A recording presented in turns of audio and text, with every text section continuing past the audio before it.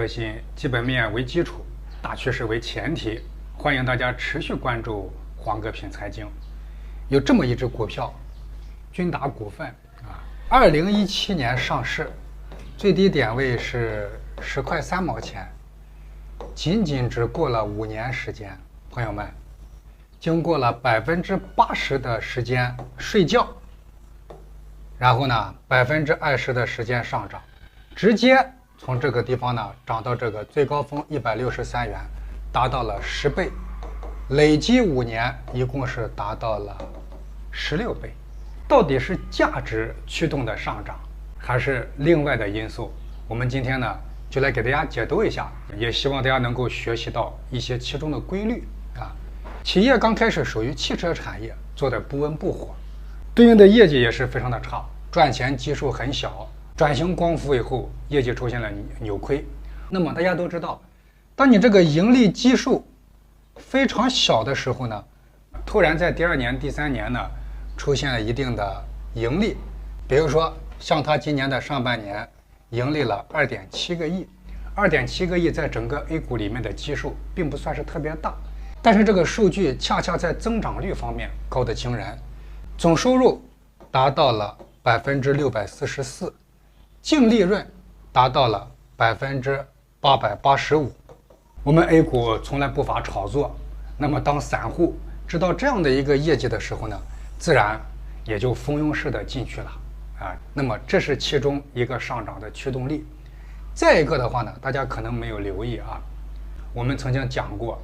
股东人数越少越容易成为庄股。这个企业呢从上市以后，长期股东人数维持在7、8千个，7、8千个是很少的啊。我们 A 股普遍在这个地方都是好几万个，只有8000来个户头，说明这个筹码是非常的集中。这个地方的一个拉抬也是顺利成长，这是它上涨驱动力的第2个因素。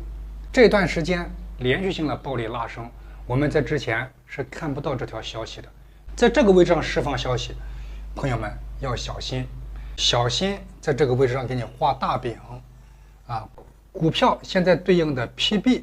也就是市净率，高达17倍，市盈率也是达到了40多倍。很明显，泡沫巨大。虽说强者恒强，但是呢，不能单单以形态为主，一定要以企业的一个内在美为基础。没有内在美的支撑，那么上涨上去，往往跌下来也很惨。曾经有一个股东人数也是只有几千个的一只股票，叫仁东控股，利用筹码的优势拉了一大波以后，朋友们天天在这个地方跌停板，没有内在基本面支撑的上涨，在我们看来都是耍流氓。所以在这个位置上大家要小心，也许可能你能赚钱，短期能够赚到它的差价，但是从估值的角度来讲，这个位置已经处在鼎盛期啊，鼎盛过后便是衰退，大家一定要小心。这就是我们今天给大家讲的内容。喜欢的朋友们点赞关注，也欢迎大家来学习更多投资知识。